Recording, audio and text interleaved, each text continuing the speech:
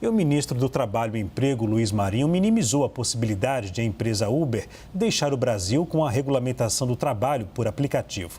Segundo o ministro, quem perde é a Uber. Vamos ver. Infelizmente, não está dando acordo, especialmente com o setor de entregadores, porque as empresas, elas estão muito vorazes nesse processo de enriquecimento, de apropriação da força desse trabalho, para se enriquecer cada vez mais, e não estão aceitando as reivindicações de trabalhadores. E se a Uber sair do Brasil? Falei, primeiro que a Uber não vai sair do Brasil, que é o primeiro, número um, da Uber é o Brasil, do seu mercado. Segundo, agora, se caso queira sair, o problema é só da Uber, porque outros concorrentes ocuparão esse espaço, como é no mercado, no mercado normal. E eu provoquei o Correio para que estudasse, que eu acho que o Correio deveria sim estudar e montar um aplicativo para colocar de forma mais humana para os trabalhadores que desejassem utilizar o aplicativo do Correio, para poder trabalhar sem a neura do lucro dos capitalistas.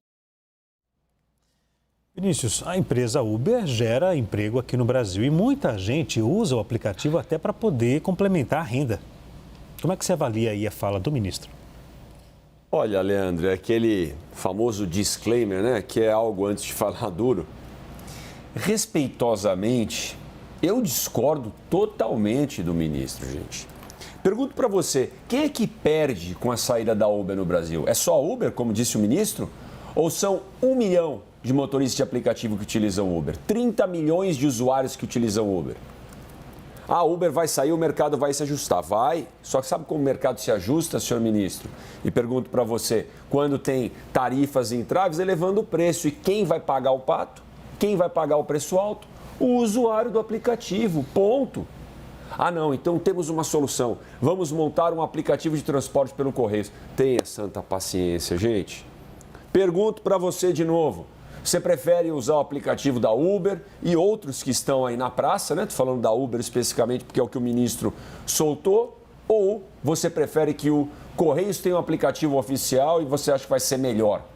Pelo amor de Deus. Ministro, quem perde com a saída da Uber não é só a Uber, não. A Uber também perde. Mas o que o senhor vai fazer com 1 milhão de motoristas de aplicativo? Eles vão ficar com menos opções? O senhor vai fazer um cadastro pelo Correios Rápido, sei lá como é que vai chamar esse aplicativo, Transporte Brás, App Brás e os 30 milhões de usuários. Hoje, para vir até a CNN aqui, porque eu uso bastante aplicativo, mas não tinha Uber, não tinha 99, não tinha nada. Porque a greve que a turma que o senhor conhece bem de São Bernardo, o sindicato fez, travou tudo. Aí choveu, falta de manutenção, travou mais a cidade. Não tinha preço que pagava um Uber ou um táxi. Se você vai tirar esses caras de demanda, só vai subir o preço pro usuário final. Então, fica a pergunta para completar. Você que está vendo, quem você acha que perde com a saída da Uber? É só a Uber, como disse o ministro, ou são todos os motoristas, mais de 1 milhão, e todos os usuários também? Eu acho que tem um buraco básico no raciocínio do ministro, onde ele diz não tem problema, se a Uber sair do Brasil, os concorrentes vão ocupar o espaço. Os concorrentes só têm um modelo de negócios viável se eles operarem da mesma forma como opera a Uber. Senão, o modelo de negócios não é viável.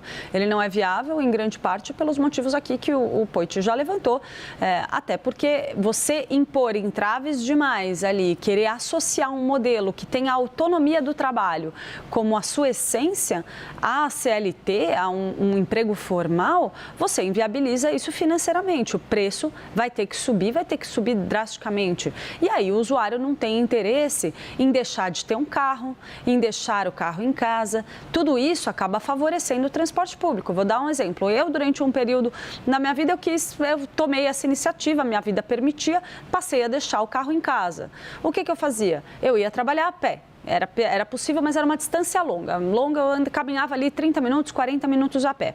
Eu ia trabalhar a pé. E a minha tranquilidade era, se chover, eu pego um Uber e volto. Se o preço é um absurdo, eu não vou pegar o meu carro e vou trabalhar. Todo dia eu vou e volto. E isso mexe com mobilidade urbana, mexe com 1000 aspectos. Então, infelizmente, eu não tenho como concordar com a declaração do ministro de que é só problema da Uber. Não é só problema da Uber.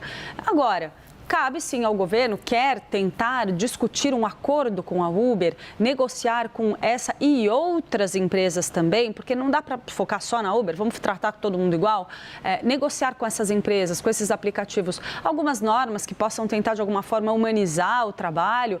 Comece o governo apresentando uma proposta consistente para que benefícios previdenciários sejam concedidos com algum tipo de participação governamental. Por exemplo, porque não sim, uma mulher, o governo pode pensar em atuar em conjunto com a empresa para tornar esse modelo mais humanizado, com algumas vantagens para essa pessoa que trabalha como autônomo. É uma pessoa que tem a autonomia do serviço profissional como a essência do serviço. Agora, Magno, a ideia de os Correios criarem um aplicativo seria uma boa ideia? Ou seja, o governo tenta aplicar imposto em cima dessa ideia para poder sair em vantagem?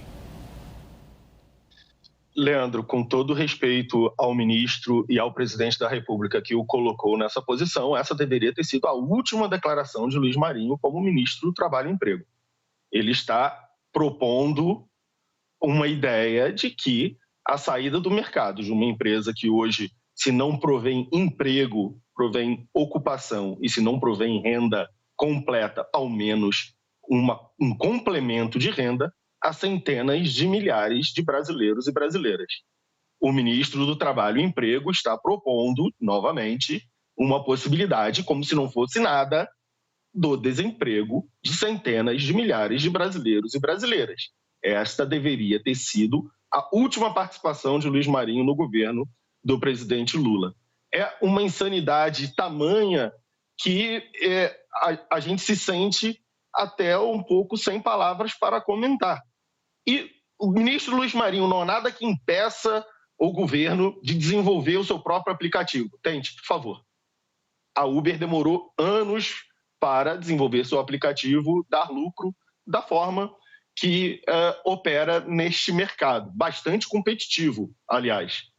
Tente, o ministro Luiz Marinho, tente conversar com pessoas normais também, é uma outra coisa que o senhor poderia fazer. Elas terão a resposta que o senhor está buscando.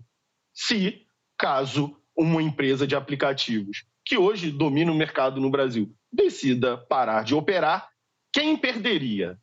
Se seria a empresa, que bem, tem outras centenas de países para operar, ou seria o usuário brasileiro, ou seria o trabalhador brasileiro.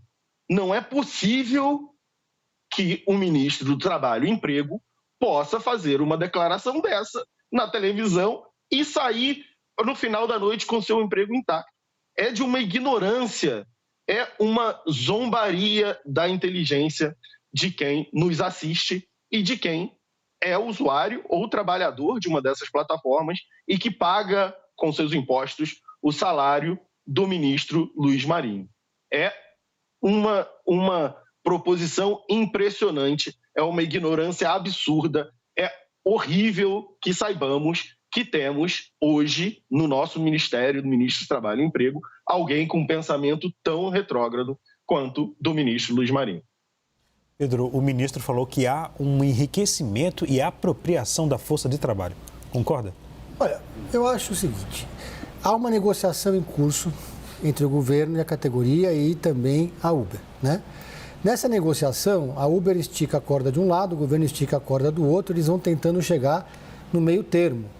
O governo está tentando negociar, assim como o Marinho e o próprio Lula negociavam quando eram sindicalistas, iam negociar com os patrões, quando eles eram metalúrgicos. Eles estão colocando uma pauta na mesa. E a pauta que o governo está colocando tem o apoio da maioria da categoria, dos motoristas de aplicativo. Eles querem o mínimo de assistência, por exemplo, em casos de acidentes, né? A Uber, ela cobra taxas muito altas dos motoristas. Eu só ando de carro de aplicativo, não dirijo, nunca dirigi, não tenho sequer carteira de motorista. Então, eu sempre converso com os motoristas de aplicativo e escuto um pouco sobre como é a vida de um motorista de aplicativo. Eles são seduzidos com a ideia de que eles vão ficar ricos, ou não, se não ricos, vão ter um padrão de vida melhor, mas eles trabalham 10, 12 horas por dia, param mal, conseguem comer, depois se o carro quebra, não tem direito a uma assistência, por exemplo. Muitos dos motoristas têm que pagar, já acordam devendo, eles têm que pagar aluguel da locadora para rodar 5, 6 horas só para pagar o aluguel e o combustível, passa a receber, a lucrar um pouco depois disso. Então, eu acho que existe uma legitimidade na demanda da categoria, acho que o governo está tentando chegar no meio termo. Eles estão muito próximos de chegar nesse meio termo. Essa declaração do ministro Marinho me parece que foi pensada para, no momento estratégico, tático ali, de esticar um pouco a corda, porque havia uma certa intransigência na mesa de negociação em alguns pontos com a Uber, né? Que é uma empresa que, claro, é evidente que o governo não vai criar da noite para o dia um serviço de aplicativo. Aqui a Prefeitura de São Paulo tentou criar um serviço de aplicativo municipal, deu absolutamente errado, né? É uma tecnologia muito sofisticada, exige anos de trabalho. Mas, dito isso, os motoristas também têm que ter um mínimo de dignidade no trabalho, né?